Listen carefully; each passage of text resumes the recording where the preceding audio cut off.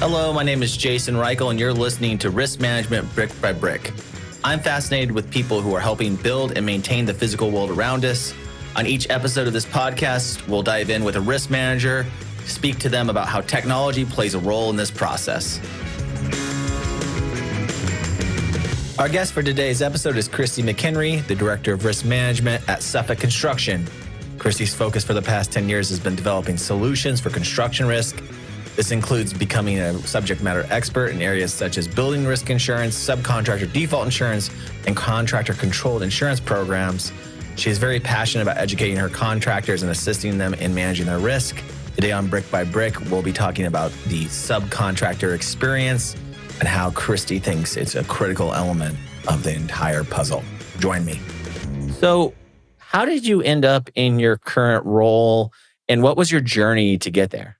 So, long journey. I, like many people in insurance, kind of fell into it.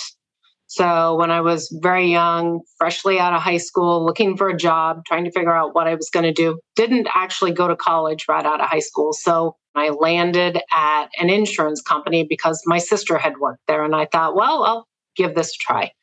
It ended up being a really good start.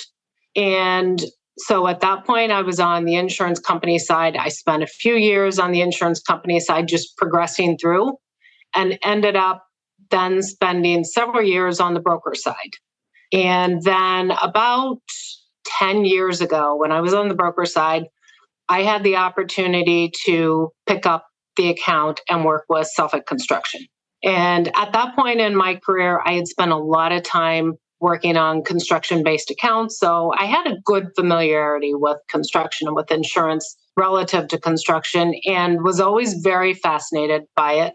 Got really deep working with Suffolk and gaining some understanding. And I got to a point in my career where I thought, I want to continue learning. And I felt like I'd learned everything I could on the broker side, and I wanted that opportunity to learn something more. And so an opportunity came up with Suffolk and made the leap both physically and professionally. I moved from the Midwest over into the Northeast, which was a huge jump for myself and my family, but moved over on to the contractor side, primarily because, one, I wanted to learn, and I really wanted to see something go from beginning to end. When I was on the broker side, I would put the insurance in place, but I never really got to see how everything started and how it finished. And so I found that really fascinating, to be much more a part of what's being built and the finished product. So that's really kind of how I ended up where I'm at now. So you were first on the insurance side, which is the placing of coverage.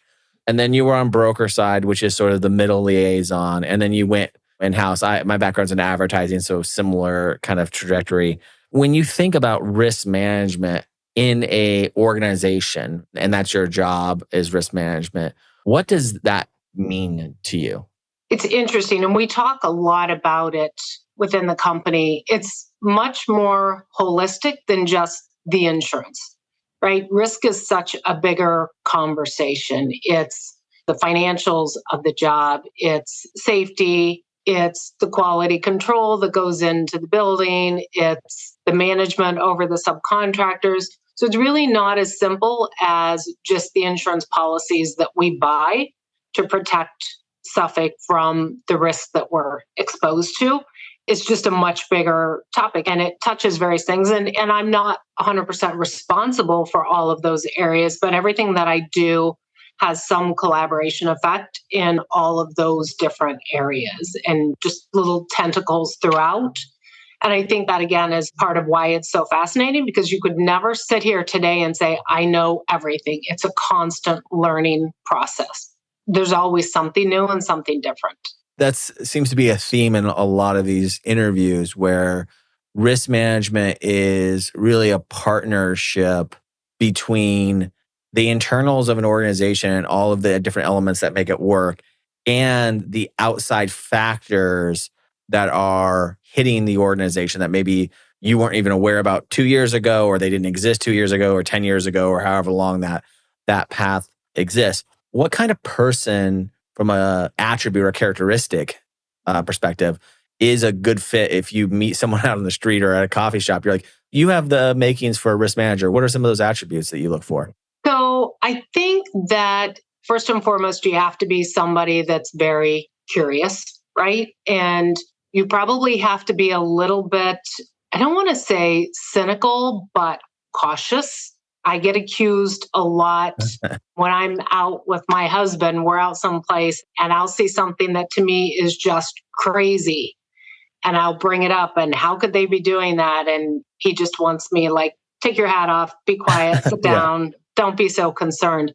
I do think that you have to be team oriented. You have to want to be a part of a team and you have to be able to dig into various facets. I pretend to be a lawyer at times. So you have to be able to read contracts and really kind of understand what that contract is saying. You have to be able to communicate. There's presentation skills that are involved in being a risk manager. And there's a lot of education. I find myself many times being a teacher, and it's whether I'm teaching my team or whether I am teaching the project teams. I spend a lot of time doing educational delivery to the project teams. I don't need them to be insurance experts, but I need them to understand what creates some risk on their job and when they need to raise their hand and say, hey, I need help here. I really just think it's very much, it's service oriented. It's willing to teach, willing to share, willing to learn, and really just being curious about all facets of how something functions and what's associated with the dangers or the benefits, the cost benefit analysis that goes with whatever you're building, constructing. When you're thinking about that education piece and both your internal project teams and your contractors, the goal is to educate them to a point where they understand the risks they're taking on in that, and not to always mitigate the risk, but just to bring their awareness to a level. Because I imagine that a lot of different elements can go into where you might not even know, if you're on a project team, that you're creating a potential risk for something to occur, or that there is a potential for liability to occur against the insurance. Insurance is a thing that most people want to think about, get, and then not think about and go about their lives. How do you incorporate that into your internal staff's day to day? How do you make sure that that information is sticking and that there are processes around that? What are some of your go-to methods? Well, I think it's important to remember that insurance is a tool. It's a bit of a blanket, but insurance is not going to cover everything, right? So you really need to have a good understanding of what the risk is and accept the fact what can be insured and what can't be insured, right? And for those things that can't be insured, how do I manage them? How do I potentially mitigate something that I'm not otherwise going to have any protection from? Some of that is tied to, for us, some of it's tied to when owners are providing insurance on a project. We don't have 100% control over what's provided. So we really have to sit back and figure out what is the remaining risk and how do we manage that. I tell my teams and I tell the project teams as well, the insurance policy is not an open checkbook. There's a lot of risk that comes and penalties that come that are associated with utilizing your insurance policy as a checkbook per se. But I think that you just have to have a really good understanding of what is or is not going to be protected by that insurance policy. And then I think for my team, I educate them and communicate with them a lot. You need to make yourself a part of that project team. And you make yourself a part of the project team, you read those subcontracts, you read those exhibits that are explaining the scope. If there's anything in the scope that you don't understand, we have, just as we like to educate our teams like to educate us. And it's a great opportunity to spend time with the project team and really get a good understanding of what the work is and how it's being performed.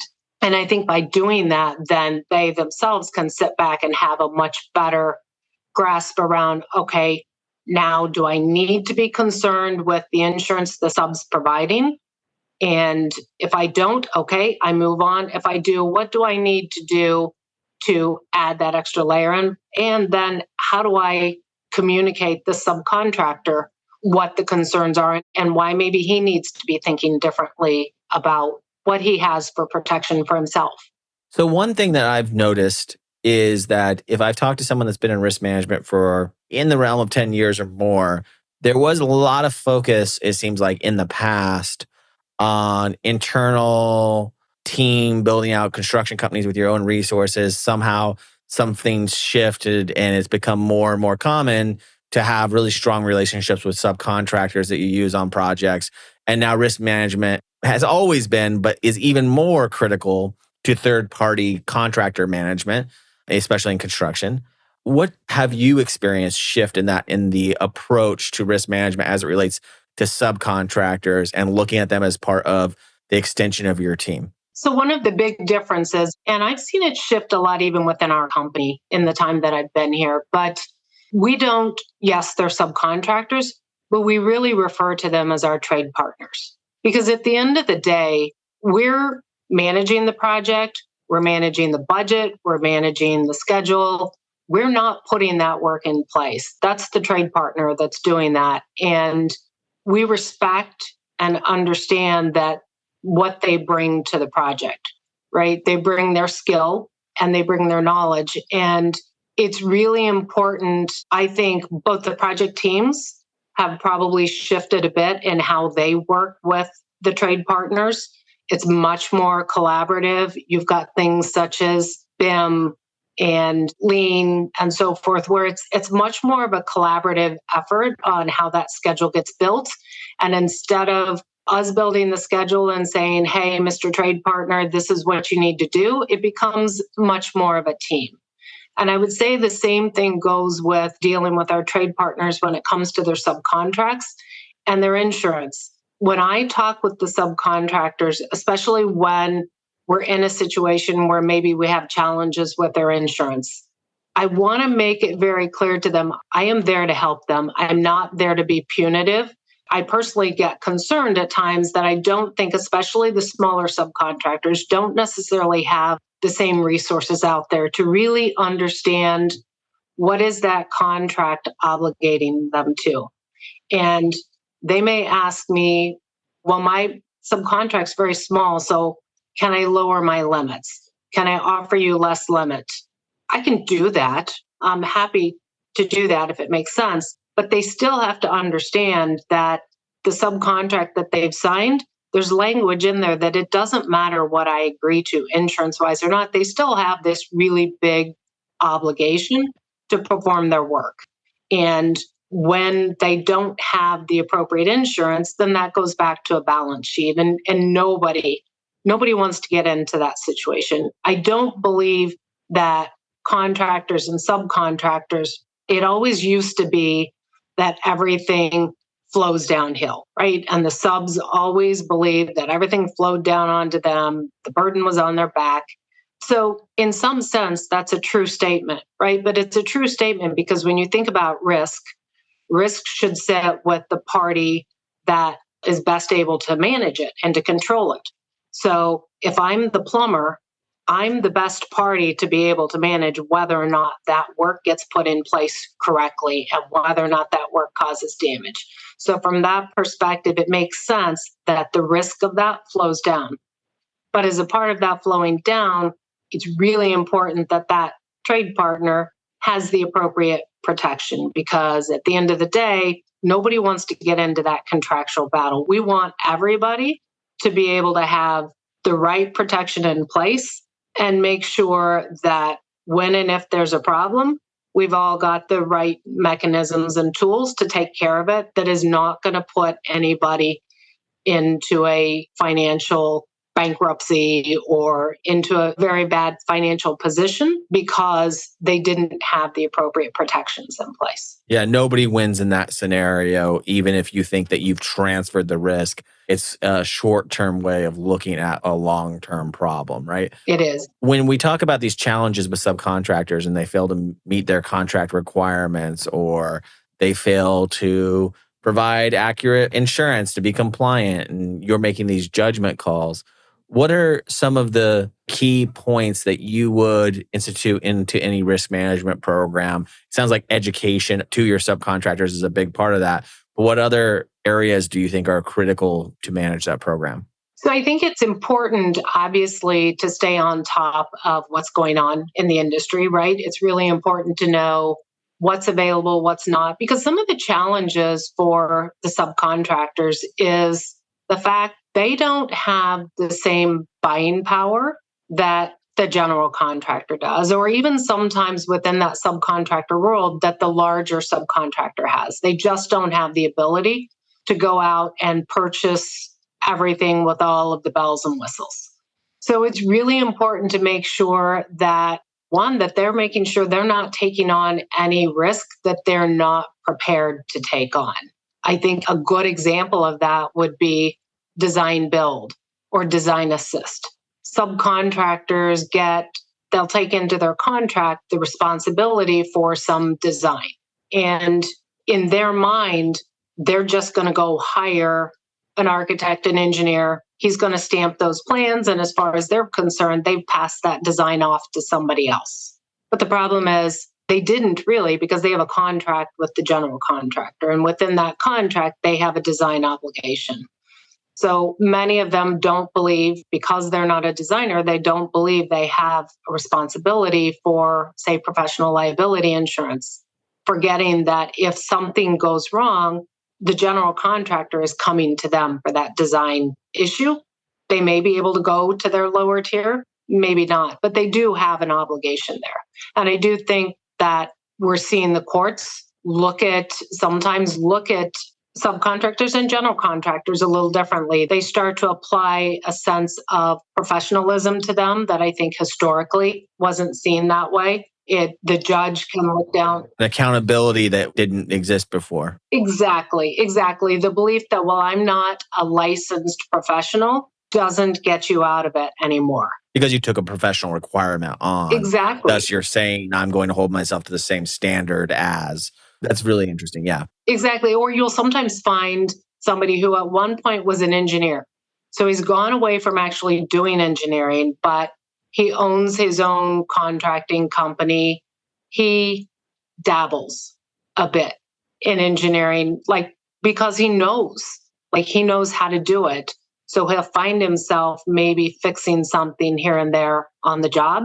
And if he's not carrying professional liability, he's going to be held to that same obligation that licensed engineer would, because he's done the work of a licensed engineer, even though it wasn't really his role. I think it's just really important for them to really be evaluating, what am I doing and what have I agreed to in this contract? And I think that the biggest challenge for subcontractors, I believe, is having the right resources. I think that there are not necessarily brokers that are focused on those smaller subcontractors. I don't think that there's insurance companies that are totally focused on what those smaller subcontractors need. And I think that there's a lot of maybe, whether it's self-education or just a lot of research to make sure that they're not getting themselves into a bad situation. Right. Does that mean, so you have your general contractors and they have their subcontractors. Does that mean you've seen your role play an even bigger part of that subcontractor relationship, even down past that, where you have to manage now like a third level hierarchy down into someone that you didn't even select for the construction position? Is that a growing normality in the field? I think so, to some extent, especially when you get into a world where you're a general contractor that has a contractor controlled insurance program, right? So now all of a sudden, we're providing the insurance for everybody on the job.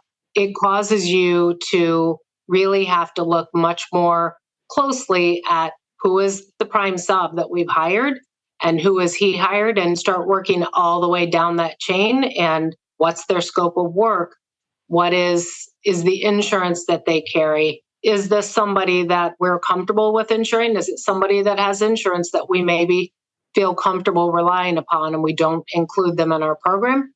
But it definitely gets you to a point where you're looking top to bottom. You really have to see the subs at all levels and understand the relationships between all of them, because as you go down the chain, you're going down eventually to getting to the guy in a truck, right? So you're working your way all the way down the chain, and that guy in the truck probably does really great work, but the likelihood that he has the appropriate protection for what he's doing, or even has some full sense of the contract he's signing, if he's signing a contract, because we also find that as it goes down. Or where those lines even exist, right? There may not even be a contract as you flow further down.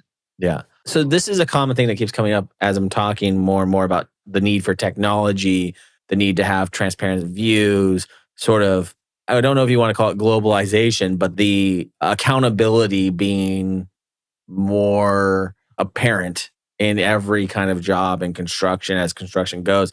If you had to forecast the future of the industry, where do you see technology really supporting you and risk managers in the future? So I think there's a lot of areas where technology has grown and probably will continue to grow, right? So we see a lot of technology in the field and great benefit from some of it. And some is obviously still being tested and piloted, but it has definite resources. For example, there's some technology with robotics utilizing a dog, and it's a dog robot that wears a camera.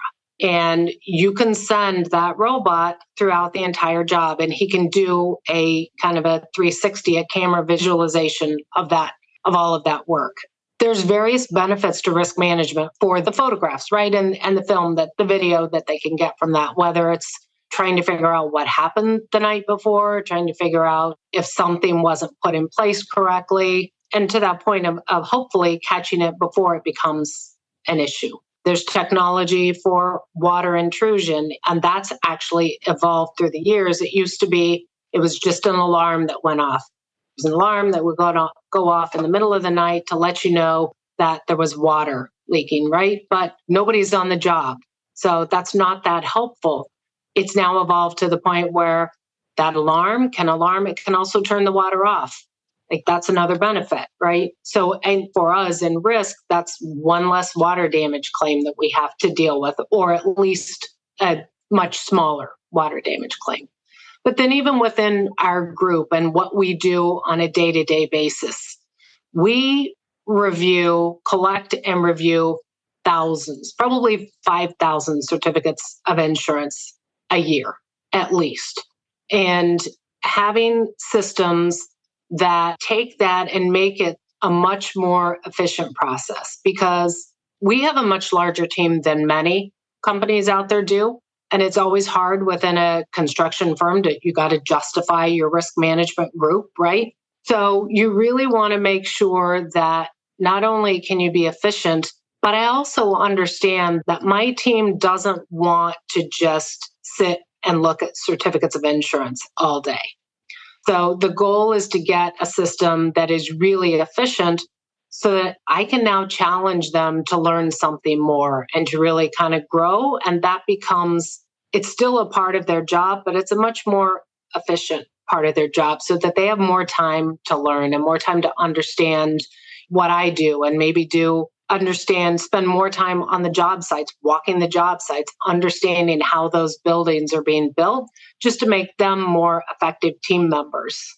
Yeah, and to use that information to bring insights in so that you know what's real. Like everyone knows what their contract requirements are, but you sometimes don't get to do the analysis of what happened in the last 6 months compared to our contracts, compared to the COIs we collected, and all of this sort of downstream strategic work that can really, I think, uplift what a program can do for a business.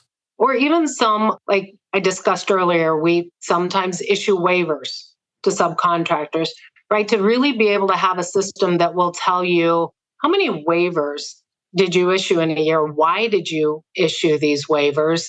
And if you were consistently issuing waivers for certain subcontractors, do we maybe need to take a look at the use of those subcontractors or maybe where we're using them, maybe being more cognizant of that. The other piece that's really challenging is figuring out what's an appropriate workload for an individual. And so to be able to have a system that as a manager, you can really see instead of somebody's perceived workload or perceived capacity, you really have the ability to look at their projects and figure out what does that workload really look like, because it's not, you can't just say this project is 100 million, so it's going to require X amount of time. It just doesn't work that way, especially depending on how it's insured, what they're building, and who the subcontractors are that are involved. So I think that I see technology going forward as just its efficiency. It's maybe sometimes in the field doing things that are, I want to say, makes it safer. Yeah, de-risk the situation, right? In some ways. Right? Maybe it gets into places where you'd rather not send a human. You could send a scope, send a piece of technology in there instead. I think it's going to be ever growing. I mean, I literally saw someone in our office. He had used a 3D printer and he was literally printing these huge pipes. He told me, he said, I could print a whole building. I could build a whole building. It wouldn't be very cost effective, but you could do it, right? And so there's a lot of contractors looking more and more at how can I incorporate some of this in so that it's pre-manufactured, it's coming out of a facility, the QA/QC has already been done, it just comes onto the site and gets put into the work.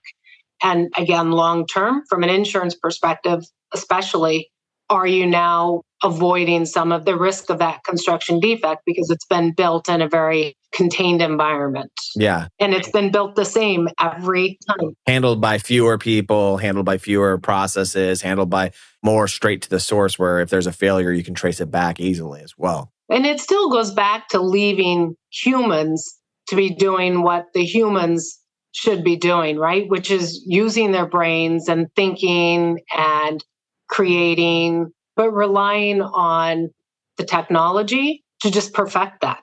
Yeah. One thing that I always like to ask at the end of this, because I think it's critical to the nature of this podcast, which is what's a piece of feedback or advice that you've been given in your career that you think has allowed you to get as far in the industry as you have and to really be the leader that you are? So I was always told, so somebody made a comment to me one time that when preparation and opportunity come together, good things happen, right? It was probably more in depth than that, but it's kind of as simple a statement as that. And what it really was saying is you're going to get to that job eventually, but there's a lot of time and effort that you put into self-development. I don't think that you can rely on someone else to provide all of your guidance, all of your development. There's a lot of self-learning that goes on. Some of it comes from the internet. Some of it comes from, I just want to know what this insurance policy says. So I'm going to pull the insurance policy out and read it. I'm going to ask questions. And many times I'm going to do that next job before I have the title. I'm not going to be as focused on what my title is. I want to know what my boss does. So can I help you? Can I learn from what you're doing? Can I try that and do it? In my mind, you're doing it with a safety net before you really have to be that person that's wholly responsible for it, right? Learn in that safe environment and just show a willingness to want to grow and to want to understand. I joke that a lot of us that have gotten to this point, we're insurance geeks. I enjoy reading an insurance policy. Most people don't. I enjoy the claims piece. And so a lot of it is just you have to have a little bit of that, the curiosity, the interest level. But mostly I would say do the job before you have the job, right? Like just ask for something more and ask to learn more. And I think that I never in my career have been one to ask for promotions, raises. I never felt like I needed to because I always felt like if I just did my job plus some, like I just constantly was learning, that I would grow. I can say confidently that that's worked. And I think with my team, that's what I encourage them to do is just learn everything you can and be a sponge. I love that advice because it's the progress pendulum, right? So if preparation and opportunity meet, you're always moving to the right, regardless of what is happening within that job or wherever you're at, you're going to keep getting better at it. So then your normal is a higher level of operational function than it was previously. And I think the advice that I really love there is I manage so many people in my career, and I say, like, you can't rely on your job or your boss to manage your professional development as much as you have to allow your curiosity and your passion to really manage your professional development. And I've never been in a position where a boss has ever not appreciated that. People say, oh, well, my boss doesn't like me to go out without my skis. It's like, well, probably because you're not doing the preparation part. I think that would be the clue that I would get there. If someone's like, you're not ready for this, it's, well, you're not really preparing for it. You're not really thinking through it. You're just being opportunistic. I do think that there are opportunities now that didn't exist, right? Within the risk world, there's a lot of risk insurance, however you want to define it. I think that the picture is much bigger. When I was coming up in the industry, you were either an underwriter or an underwriting assistant, or you were a broker, or you were a risk manager. But now you can look bigger picture, right? There's the consultants, there's the technology world, there's an environment that people probably never thought existed. You could go work for a technology company and bring your knowledge of whether it's reviewing certificates, whatever, you bring certain level of knowledge that is valuable to industries that you probably never even thought about. It can touch just about anything. So it's exciting because it's a wide open opportunity, I think. Yeah, I totally agree. I think that there's more and more people realizing that risk management, risk as a category, can be a value differentiator in a business if done correctly. It can both open doors and protect at the same exact time. And it's what makes building technology in this space for myself super fascinating, is that I feel like I'm actually impacting things that used to take so much time and so much energy. And now people are getting to redeploy that energy and that intelligence in unique and interesting ways. And it feels good to know you're protecting somebody, right? In some sense, what we do, we're protecting something, or protecting, as we say, we're protecting the enterprise. It feels good. It feels good. I remember one of the most exciting things when I first started working in InsurTechs, I walked past a job site and no one was there. And people always have that joke of, well, where are these guys at? And then to actually know, well, what causes a job site to be shut down and how could that be mitigated? Because that's nobody's ideal outcome, right? That no one's working on it. It's just a fascinating thing that so much of our world is still being built physically, and all this technology that we have at our fingertips are tools in order for us to continue to build our civilization is, I think, a powerful thing. Totally agree. Totally agree. Well, thank you for your time, and I will look forward to seeing you at a conference soon. Exactly. And I appreciate you being on Brick by Brick. Thank you very much. I appreciate the invite, and I appreciate the opportunity to talk.